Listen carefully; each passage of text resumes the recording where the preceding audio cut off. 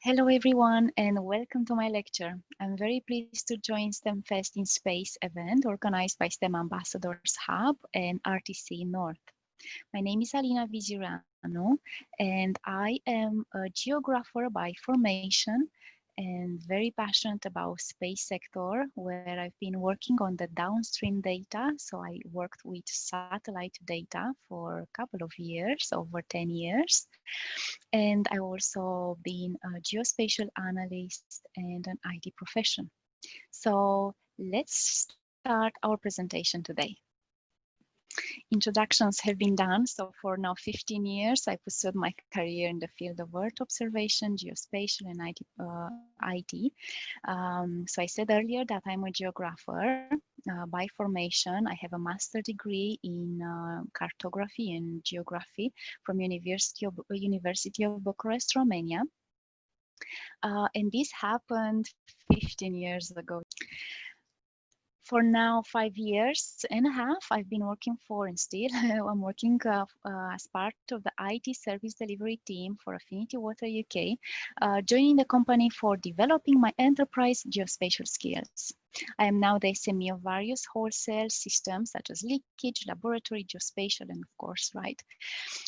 Throughout volunteering activities, I'm developing my soft skills as well, but I'm also giving back my know-how for educational activities. And I'm one of the 3 editors of Maplines magazine, so I like writing. And Maplines magazine is for British Cartographic Society members. I'm a STEM ambassador with the Central East England Hub, and as well, I am a membership manager for Space Generation Advisory Council in support of the United Nations. For today's lecture, I prepared an exploration of the water resources as seen by satellite missions. Of course, more related information around these subjects.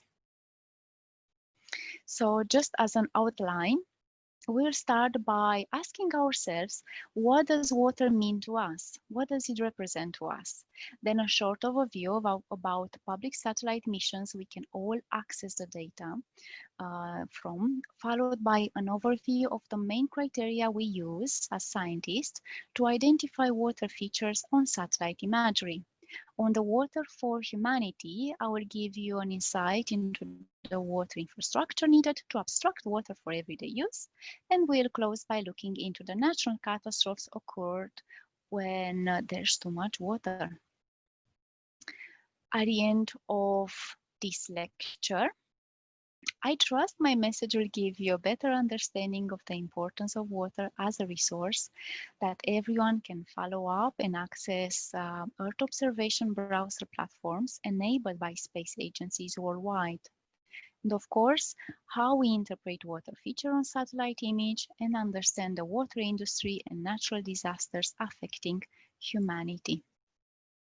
So let's kick off by looking at what we will do without water. Now, seriously, what will we do without it? We're going to put the kettle on, but water doesn't come up on our tap. I'm not into creating a scenario called a water provider or something like this. No, it's more a case of looking into why do we need water as humans, as people around the world, but as well for all the birds, environment, insects, plants, environment as a whole. First, we need to identify where the water is needed the most.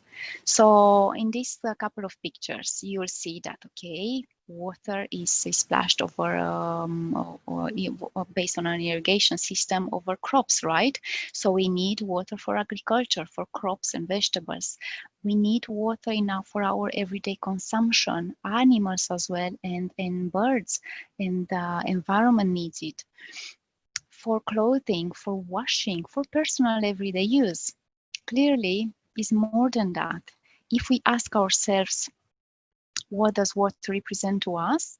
I think we should come up with some key ideas, key words, I will say. So we use it for absolutely everyday drinking. being a glass of water or tea, juice, and so on. Of course, I'm not talking about the alcohol beverage, but beer as well is based on water, right? But everything is based on water. Is the most needed resource for natural environment as well to thrive. Is based on if the water is scarce, then conflicts might happen. So water keeps peace as well in place. Means transformation, because it's the sole resource we find in 3 stages: solid, gas, liquid. Always water is under the transformation cycle. What else? Happiness, right? Because for a lot of people around the world, water is scarce, and having it at their disposal and having it for everyday consumption is making them happy. It's fun, right? It's fun. When we look at this picture, it reminds us of our summer holidays. When we enjoy the swimming activities, indoor, outdoor water activities. But the most important of all, water is life. Without water, we cannot survive over 3-4 days. When the well is dry, we know the worth of water. So what does this mean? We never know the true value of a resource, over an object, over a person, when in fact until that activity, until that resource, until that person is not anymore with us. And Benjamin Franklin said this in 1700s. And he's right even today. Numerous events are occurring across the globe that are increasing awareness of the real value of water. Events happening in Australia with wildfires and severe drought in South Africa as well. Clean and safe water is the simple, most important prerequisite for life, for the environment, and for healthy living. Even in developed countries like the United States or UK, Spain or Australia, a lack of attention to the protection of critical water supply sources can have significant implications. And especially, food production is totally independent of water. Without water security, our crops, livestock, such as animal, cattle, and sheep, are put at great risk. So just as a recap, we need fresh water to live, and we need as fresh water as people and agriculture and all the activities I mentioned earlier. And we need it for our development, we need it for agriculture, environment needs it, and as well industry needs it. And just some statistic based on this is that globally there are about 7.7 billion people in the world, but 1.1 still do not have access to safe drinking water. The total amount of water on Earth lies at around 1.38 billion cubic meters, as mentioned here. But this enormous wealth of water mostly exists as salt water, right? It's 97.4%. Where fresh water is 2.6% only. And to be honest, salt water, as by default, is useless for farming and for agriculture, or as well for environment. More than 2/3 of the fresh water from the 2.6, more than 2/3 is stored, I would say, as ice in the polar regions, in glaciers, and permafrost in the earth. And for us, as in available fresh water and groundwater is another third of this. The rest can be split into, of course, in groundwater, water bodies as lakes and rivers, and water in the atmosphere. So I hope this gave you some ideas about why we need water, right? And the most important thing for us, and why is it so important for us. So now I would like us to discuss about what does the space industry do with regards to monitoring Earth's resources. A super simple overview about satellites is just that. So by now, there have been launched over 8,000 satellites, and plans are for more to be launched, while others will re-enter the atmosphere and burn. The main categories we know the satellites are for navigation systems used to determine the ground position of an object, and they are vital for military purposes. So these satellites determines the geographic location of ships, of airplanes, cars, and any device equipped with a navigation system receiver. And just to tell you a few systems of satellite systems, we have the GPS created for and by United States. We have GNSS, Global Navigation Systems satellite system. We have Galileo for EU countries, GLONASS from Russia, Beidou from China, and Quasi-Zenith satellite system for Japan. I think India as well have theirs. It's called IRNSS. Then we have the communication systems. So communication, and exactly, they assure the transfer of the telephone, television, radio, and internet signal over long distances. So it is important for our communication at this moment in time too, right? Weather satellites. So weather satellites are as well very important and primarily used to monitor the weather and climate of the Earth. As well, we use them to predict daily weather conditions. Meteorological satellites are placed very high above on our Earth orbit. We call it geostationary Earth orbit, short GEO. And this happens to be at 30,000 kilometers above Earth. And the most fascinating satellites, Earth observation. Well, why? You'll ask that. Why are they so fascinating? Is because, first of all, they operate very close to Earth at about 160 to 2,000 kilometers above Earth in Earth orbit. We call the orbit LEO, low Earth orbit. They take to create just an orbit around the planet, it takes only 90 minutes up to 2 hours, right? Where the geostationary satellites take about 24 hours because they move together with Earth. So Earth observation is just 90 minutes. Well, yes, so I think it's missing something from this slide. Space exploration stuff, right? So I forgot to mention, we have missions traveling to Mars, Moon, Venus, Sun, as well reaching the end of our galaxy. But I will let you to discover those satellites, space exploration. As you can see, this representation, Earth is orbited by artificial satellites. The natural satellites of our planet is the Moon, and artificial ones are all those created and launched in space by people. In this example here, we can find the scientific missions created by European Space Agency and European Commission for everyone to use and everyone to access.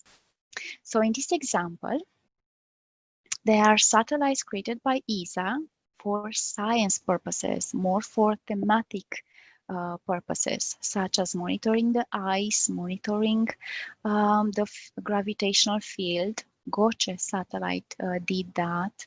SMOS is more related to, if I remember well, SMOS provided information about soil moisture over land surfaces and ocean salinity over the oceans. As well, we have swarm, but as you can see in this image here created, so very soon, 2020 up to 2025, very soon we are going to have 2 missions. So in 2 years' time, Earth Care and biomass are going to be launched in space. And Earth Care, for instance, is planned for June 2022. And this will look into characterization of clouds, where the biomass will be looking into observing and measurement of the global forest biomass. And this is planned for October 2022. So in general, all these missions are called Earth Explorer because they give thematic information, such as wind, ice measurements, land, gravitational field, forest, and so on. On the middle, we have the representation of Sentinel satellites created by by European Commission, while ESA is the managing of the platform and of the program. All these data of the Sentinel missions are free to use because then all of them are for public. And we can access the data based on Earth Observation Browser platform, which is exactly on the URL here on top, sentinel-hub.com/explorer/EO browser. At the end of the lecture, I will just give you a snippet on how this looks like. And these Sentinel satellites include radar and superspectral imaging for land, for ocean, and atmospheric monitoring. The third category, as in this picture, are the meteorology satellites missions created by EUMETSAT. And they are for applications for meteorology, for weather predictions. For NASA, for more United States, but United States as well have addressed their satellites for global use. NASA created various partnerships for their missions. So the most I want to talk and to just present to you more facts about are the Landsat missions. So Landsat here, you have Landsat 7, so Landsat 8, and next year, Watch the Space is going to be launched in September 2021, Landsat 9. So Landsat missions are a joint partnership between NASA and US Geological Survey. And these satellites offer data. So the first Landsat 1 has been launched in 1972, so very long ago. Other missions created in partnerships by NASA with Germany's Aerospace Center, DLR, is GRACE FO, measuring the Earth gravity field anomalies. Calypso as well. Calypso is for Earth weather, climate, and air quality. And I think you might know already this beautiful, is not just a satellite, in fact, it's the International Space Station. International Space Station is created in partnership between 5 agencies, which is NASA of United States, ESA, the European Space Agency, which incorporates 22 member states, Roscosmos, Russia, Canadian CDA, Canadian Space Agency, and JAXA, Japanese Space Agency. And just to present you an overview of how satellite images, raw images look like. Of course, I'm not showing you the bits of information of 0 and 1 because the satellite image looks like that. It's just bits of information, bits of data. All the satellite imagery has to be processed in order for us to see exactly what that image holds within. So for me, the most important aspect is to extract this information and use it every day. Apart from revealing the aesthetic of Earth, satellite images offer valuable information about our planet in that specific time. But in order to extract the information, we need to do some adjustments, and we need to exactly process the data, right? Process the images. And maps make use of the high technical quality of satellite missions. These include extract, geographical positioning of the data, high quality detail, or reproduction of similar surface category over large areas. But what makes a map out of a satellite image? Well, is the relation between some of the points. Is the relation between a point on the image and an area on the Earth's surface represented by a point. So if I have a picture on an image and I know where that point is, which coordinates it has, then I can adjust this image towards the Earth's surface, and the entire process is called geocoding or georeferencing. And of course, those points are called ground control points, GCP. And if anyone will follow geography throughout their career and go towards the geospatial systems, then definitely this information will come back to you. After we set the transformation, after the ground control points are taken, then the next stage is to assign a map projection to the image, and which will allow coordinates and distances to be determined. So, as an outline of our short discussions about satellites, I hope we know more about the public missions and which ones they are. So we have public for free data access and private. For public, we have Copernicus Sentinels, and that's a program created by European Commission in partnership with European Space Agency. And to access the data is sentinelhub.com EO browser, right? And for Landsat program, the program is created by NASA in partnership with US Geological Survey and is US, and the data is stored on earthexplorer.usgs.gov. There are as well some private players, missions, companies out there. They offer high-resolution optical and radar data.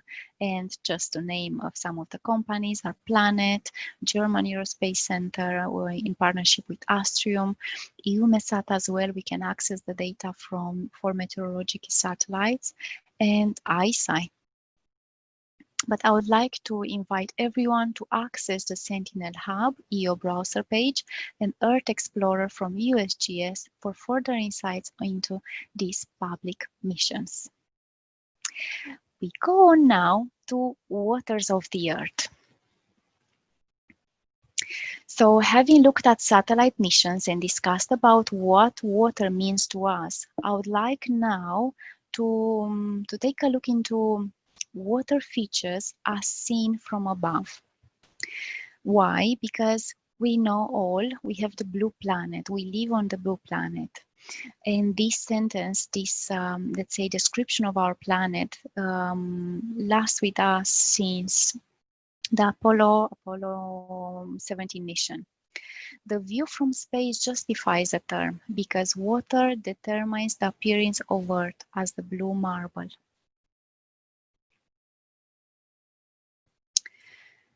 So, Waters of the Earth. In this very nice picture, a representation of United Kingdom, this has been acquired by MODIS, and you have the source there on the screen, MODIS Land Rapid Response Team from NASA in April 2002. So exactly in that day, there weren't almost any clouds in any part of the country apart from top Scotland. So what do we need to do in order to find the water features on a satellite image.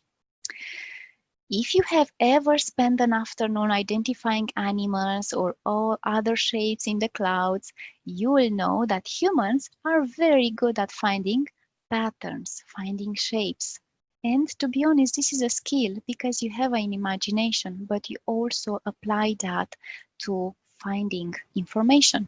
So this is a skill very useful in interpreting a satellite image because distinctive patterns can be matched to external maps in order to identify key features.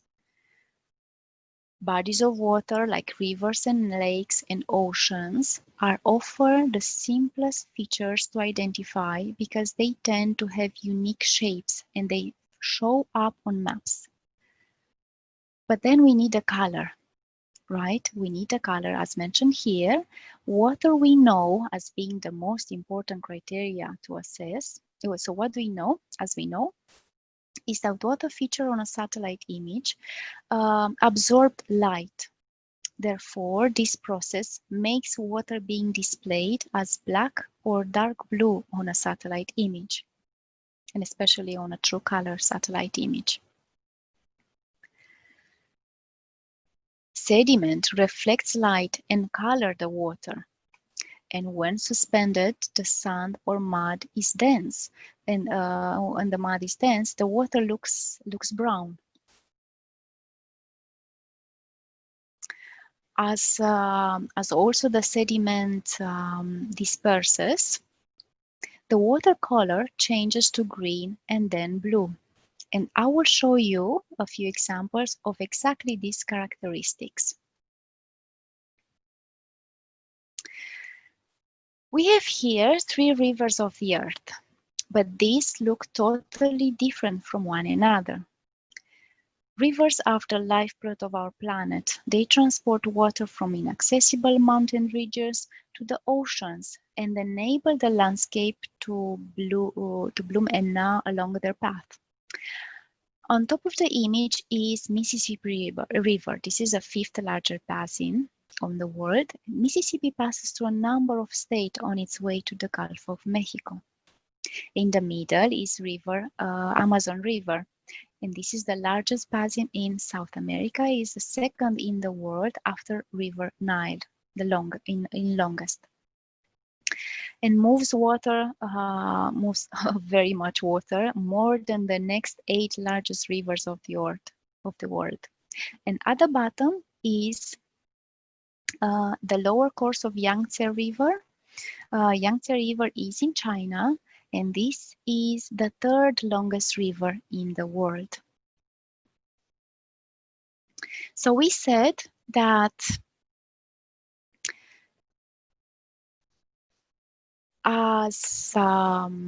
one second. So we said that water absorbs light. So it is usually black or dark blue on a satellite image. And in this picture, in this satellite image here, are the Great Lakes at the border between US and Canada.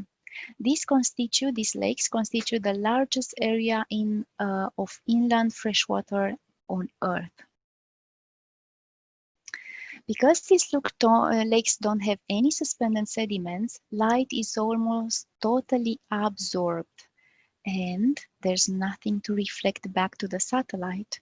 Therefore, they tend to appear black or dark blue.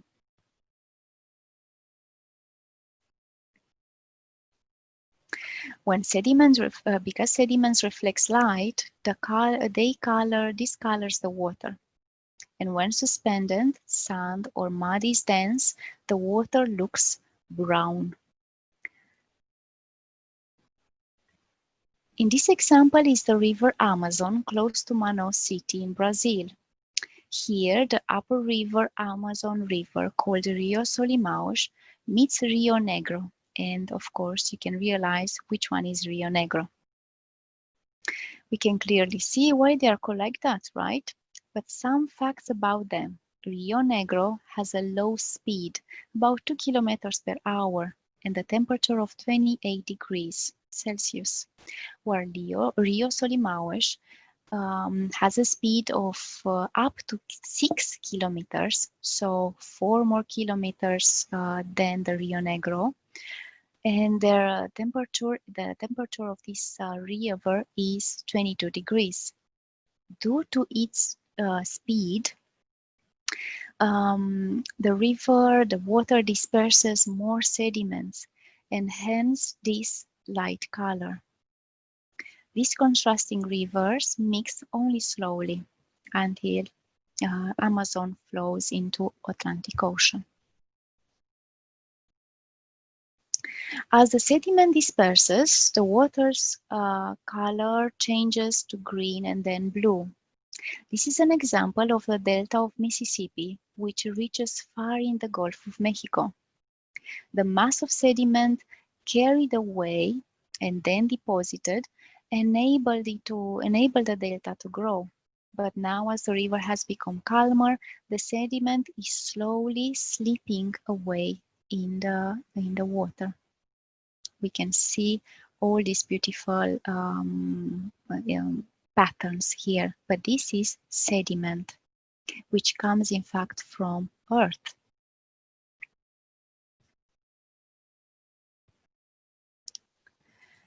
And before our short overview, I would like to present you how RRC has been impacted by climate change and how the color of this water changed on a time lapse. So hopefully I can. This goes here.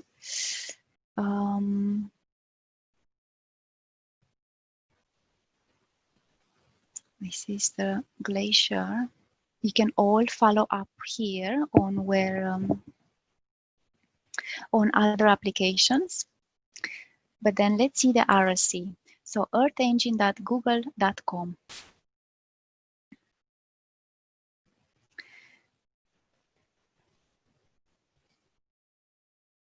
What we now have to say is that RRC disappeared.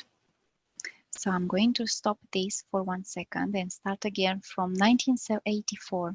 So from 1984, every year the same satellite image has been processed, and we can see the entire extent of the sea is a closed sea, RRC, together with Caspic Sea. So we see the line here. On 1985, it dropped, 86 dropped even more, and little by little the entire sea started to, and the color we see starts to fade because water is absorbed and evaporated, absorbed in the within the ground rock, but also is evaporated because of the heat. Then moving towards 25, and now we see it how almost all has been evaporated. 2013, almost none on this side, and 2018, almost again none. In fact, these are not called anymore the sea, it's just a lake, south and north. Okay. So a short overview about what we have discussed, and closing off. We have seen how water and why water features have different colors on the satellite image, and we also noticed how in fact climate change had an impact on water features, and especially on RRC. And please do join, do follow up on earthengine.google.com time-lapse and look for more other applications, amazing ones, I'm telling you. For Dawn, water for humanity. Now, for an area that is particularly relevant to societal development, water will play a major role in our future. Is my future, is your future, is our future, and for the society we live in. In this chapter, we'll explore the water infrastructure components. According to the latest calculations, by the year 2030, around 60% of the world population will live in cities, particularly in developing countries. This trend is associated with major problems with regards to water supply and food supply as well.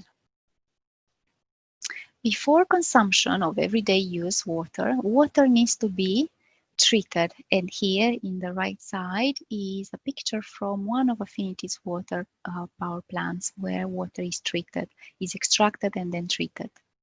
But also we need to get and transport the right amount of water to the right place at the right time.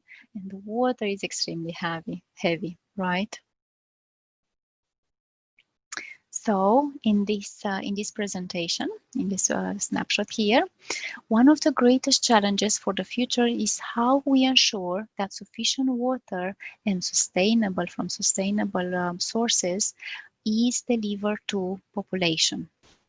Sustainable water resources management requires collaboration and partnerships among diverse stakeholders.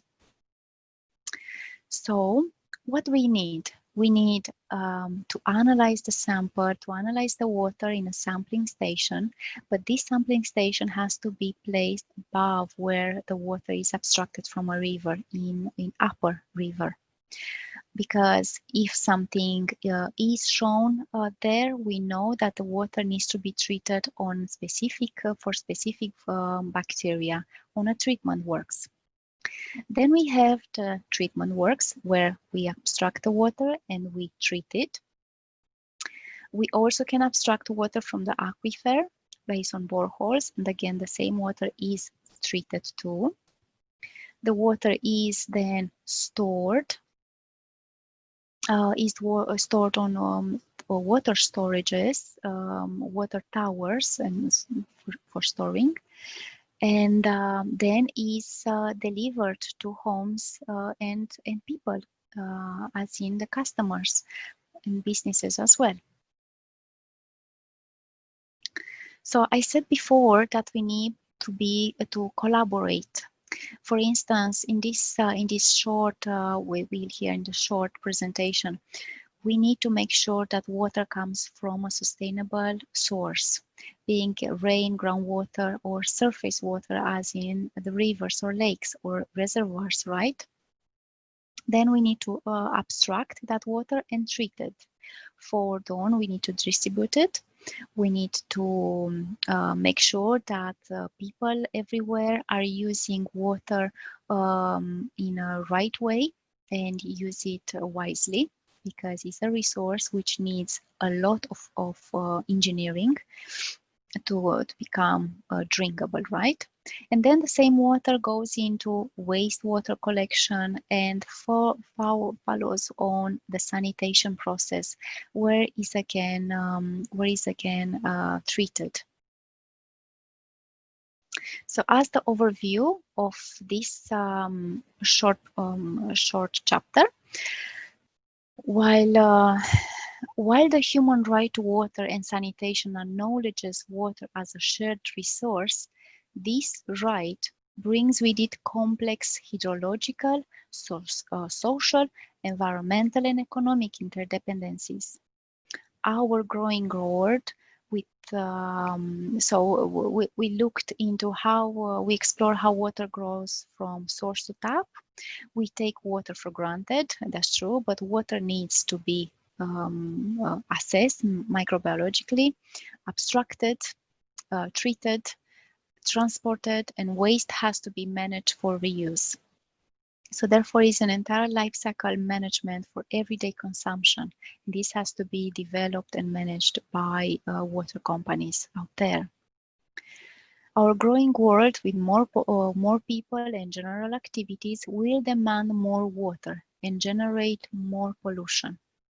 This impacts and threatens ecosystems and water sustainability, peace, and security. And here I would like us to visualize the Los Angeles as well, a time lapse.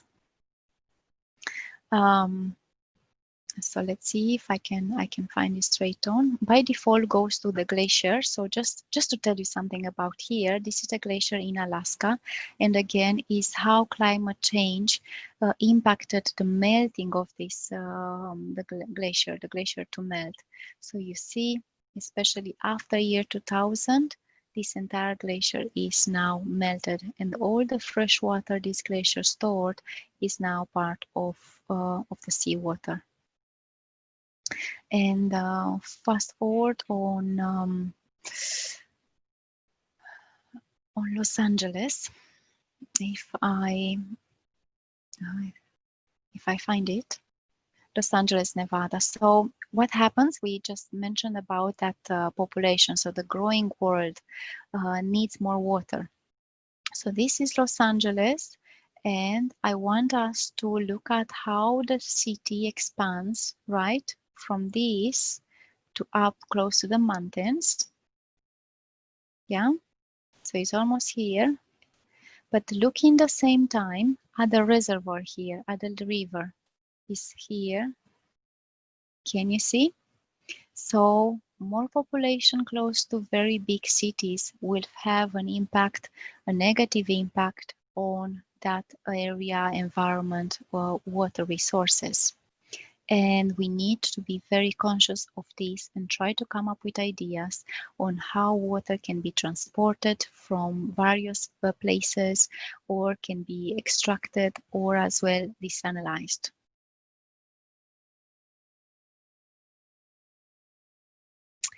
In the last chapter, many of humanity's problems, right, are either directly or indirectly linked to water.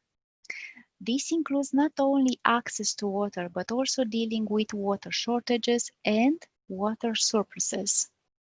And here is the precipitation around the precipitation map distribution around the globe. The frequency and amount of precipitation varies strongly and characterizes a geographic region and its climate. At the equator, we see, and temperate zones, rainfall amounts are high. When we see Amazon here is the equator, but then the rainfall amounts are high compared to often extremely low amounts in deserts and polar regions. As well, North Pole doesn't have too much water, doesn't have too many precipitations. So the distribution of precipitation is caused by circulation of the atmosphere. And therefore, we better understand why some areas around the globe are directly impacted by various natural hazards, such as hurricanes, tropical cyclones, and why some areas are impacted by droughts or wildfires. So we see Australia, we see the desert, Sahara Desert, as well areas in America or in California and so on. So water is the source of life. We'll explore the three main examples of natural hazards. And first will be floods and tsunami. The second will be drought, and the third one will be a hurricane. So therefore, water not only sustains life, but also threatens life. It's not threatening life as it is, it only makes it into constant change, but also threatens the life because there is danger where there's too much water. Yes, droughts and floods claim more lives than all other natural catastrophes. So in this chapter, we look at these three examples. And to start with, floods. The main type of floods are the storm surges, the river floods, and flash floods. And the the floods have as well special causes like tsunami, dam break, as well reservoir floods, when the groundwater is saturated, so it has too much water and can't take in anymore, and the water can't go anywhere. So in this satellite image, there is Texas and the Gulf of Mexico represented. So a tropical storm was there, I think, in June, in the western side of Mexico, and caused flooding for the southeastern Texas. The streets were being overrun by waters, and this made the governor of the entire county to declare to the entire state, to declare state of emergencies for 6 counties in South Texas. This data from integrated multi-satellite retrieval for a global precipitation measurement mission were required to assess and estimate the rainfall accumulation over Texas. So this mission, in fact, the satellite is called Global Precipitation Measurement, and we can assess the data based on gpm.nasa.gov. We'll not go into how we do that, but just to show you, is integrated multi-satellite retriever for global precipitation management measurement. And this will show in real time how precipitations are formed. So for instance, we see the precipitations over Central Americas. We see how clouds as well move from northeast coast of United States and Canada, and they come towards United Kingdom as well, right? And this data is for everyone to access and understand. And these are satellite data. On the right side of this presentation is an example of satellite data overlapped with topographical map, and this was for emergency and rescue teams intervention. A topographical map shows the shape of the Earth's surface, and this unfortunate event happened on Danube River in Austria in August 2002. We said that we're looking into a tsunami as well, which is another type of flood. But this flood is caused, the tsunami is caused by a deep sea earthquake. On the 26th December 2004, a deep sea earthquake in Indian Ocean measured 9.2 on the Richter scale, and this caused the biggest tsunami ever recorded. So remember that, December 2004, after the Christmas. The epicenter of this earthquake was caused, in fact, the tension, tension on the continental plates, and the tsunami killed over 200,000 people. So 220,000 people, and primarily in coastal regions of Indonesia, Sri Lanka, Thailand. So you see here the entire how that earthquake happened. So these were the rift, the continental plates.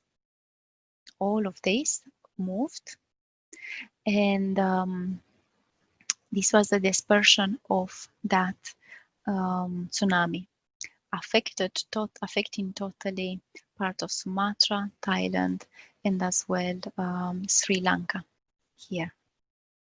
Mapping the tsunami damages has been done using satellite images. Satellite images provided a useful information that could quickly help and effectively help the authorities in the affected areas. And they were delivered to emergency response teams for giving them the extent of the catastrophe. In addition, they also enabled a swift access to areas affected in order to initiate the cleanup mission in fast and targeted way. Also, what happened is that because unfortunately the existing systems to warn the public about tsunami couldn't provide information on this area, there's been an opportunity. So there is the Pacific early warning systems, but because of the type of geology and the type of location, this system couldn't provide any information. So this catastrophe has been the catalyst of the creation of German-Indonesian tsunami early warning system, which aims to warn the population before such a big wave hits. Among other things, earthquakes and tsunamis cause changes in the ocean surface, and we see in this picture here how the area looked like, and on the right side we see how the area was totally underwater, under seawater, in fact, washed away fully, we could say. On our next example is a hurricane.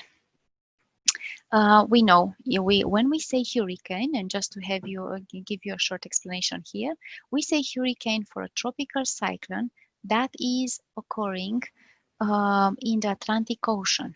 Yes, and especially Gulf of Mexico sees the majority of them, all the hurricanes. As well, they happen to be on the northeastern Pacific Ocean, right? So the entire coast. Because they move and they go away after. So northeastern Pacific Ocean and Atlantic Ocean. A typhoon occurs in northwestern Pacific Ocean, and in South Pacific and Indian Ocean we have the tropical cyclones and severe cyclonic storms, but they are all in fact the same phenomena. Exactly, this cyclone. What I want to show you here is, in this example, occurred in August 2005. So we've seen the other one happen in 2004. This one happened in August 2005. So something happened in those years. But crossing the Gulf of Mexico. So this is the Gulf of Mexico. Hurricane Katrina reached the category 5, the category 5 on the scale Saffir-Simpson. And the damages this hurricane did were as well immense, especially on people loss of life, and on economic side, people losing their houses. And more overall, more than 1,800 people, so 1,800 people lost their lives, and 800,000 houses have been destroyed. And you can see the amount of water here is almost reaching the roof of every house. On all of this snapshot here, all of these houses have been totally impacted. The last example I want to show you about a natural disaster, a natural catastrophe where water plays a very important role, is drought or soil moisturing, low soil moisture. Already the information is here present. So the assessment here has been done for south of Africa, Lesotho, Swaziland, south of Africa as well. We know there, especially in Africa, we have the rainy season and the dry season, two seasons per year. So the rainy season between 2005 and 6 has been very heavy, where the season between 2006 and 2007 has had very low precipitations. So this is a comparison between two seasons just for 1 year apart. We see the amount of water received here, and we see the amount of water received here. And the impact on the long run, the hot dry season after 2007, led to crop failure, led to economic impact, very hard impact. And in fact, the entire countries, both these little countries, had to be dependent on food aid. And according to recent studies, the Southern Africa looks set to experience more and more droughts over the long term as a result of climate change. As well, drought conditions can also provide a substantial increase in wildfire risk, leading to loss of life, both human and animals, so environmental impact being disastrous. And we all know the events in Australia with wildfires.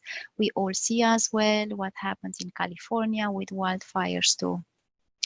And what the risk as well is the water quality being impacted.